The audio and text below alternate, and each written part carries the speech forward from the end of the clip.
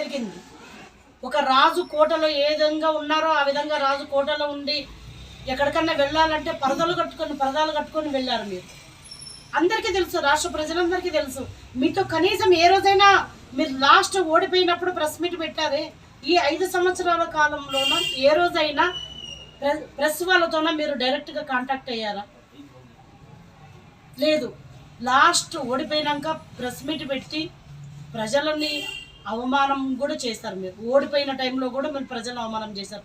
ప్రజలు ఎప్పుడైనా కానీ వాళ్ళ భవిష్యత్తు కోరుకుంటారు.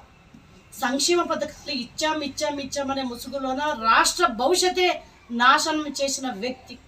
ఈరోజు దేశ చరిత్రలోనే మన రాష్ట్రం ఎంత దిగజారిపోయిందంటే ప్రతి ఒక్క వేరే రాష్ట్రం వాళ్ళు కూడా అంటున్నారు, మీ రాష్ట్రం ఎందుకు ఇట్లా అయిపోయింది? అదే నారా చంద్రబాబు నాయుడు గారు ఉంటే ఈ రాష్ట్రం ఎంతో అభివృద్ధిలో ముందు ఉండేది. కానీ ఇప్పుడు రాష్ట్రం వెనుకబడిపోవడానికి ప్రధాన కారణం ఈ వైసీపీ ప్రభుత్వం, జగన్మోహన్ రెడ్డి అని చెప్పి చాలా మంది అన్నారు.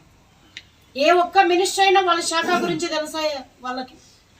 కేవలం చంద్రబాబు నాయుడు గారిని, అదేవిధంగా పవన్ కళ్యాణ్ గారిని, మిగతా బీజేపీ నాయకుల్ని, లోకేష్ గారిని విమర్శించడానికే మంత్రి పదవులు చేపట్టారు తప్పితే వాళ్ళు ఏ రోజు కూడా ప్రజా సంక్షేమం కోసం మంత్రి పదవులు చేపట్టలేదు. ప్రజా సంక్షేమం, ప్రజా పరిపాలన అనేది గాలికి వదిలేశారు. కాబట్టి ఇప్పటికైనా మీకు 11 సీట్లు అంటే మీకు ప్రతిపక్ష పాత్ర కూడా లేదు. ఇప్పుడు మీకు ఆ సీట్లు ఇచ్చారు, వాటినైనా మీరు కాపాడుకోవాలి. ఇప్పటికైనా మీరు బాధ్యతాయుతంగా ఉండండి. ప్రజలందరికీ మేం అధికారంలో ఉన్నాం, మేము ఏదైనా తప్పు చేస్తే ఎందుకంటే ప్రజలు అధికారం ఇచ్చారు మీకు 151 సీట్లు, దాన్ని మీరు కాపాడుకోలేకపోయారు. మేము ఎన్నోసార్లు చెప్పాం, 23 మేము సీట్లున్నా కూడా ఎంతో మనోధైర్యంతో నిలబడి చంద్రబాబు నాయుడు గారిని మీరు జైల్లో పెట్టిన భువనేశ్వరమ్మని అనేక మాటలు శాసనసభ సమావేశం సందర్భంగా అన్నా కూడా అన్ని ధైర్యంగా తట్టుకొని ప్రజల కోసమే మేము పనిచేశాము.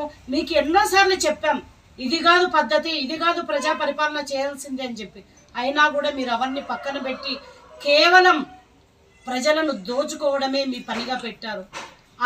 ఆదోని మొదలుకొని శ్రీకాకుళం వరకు, ఈరోజు కర్నూలు జిల్లా మొదలుకొని శ్రీకాకుళం జిల్లా వరకు ఎక్కడ చూసినా ప్రతి ఒక్క ఎమ్మెల్యే, ప్రతి ఒక్క మినిస్టర్ దోచుకోవడం, దాచుకోవడమే పరమావధిగా పెట్టుకున్నాం.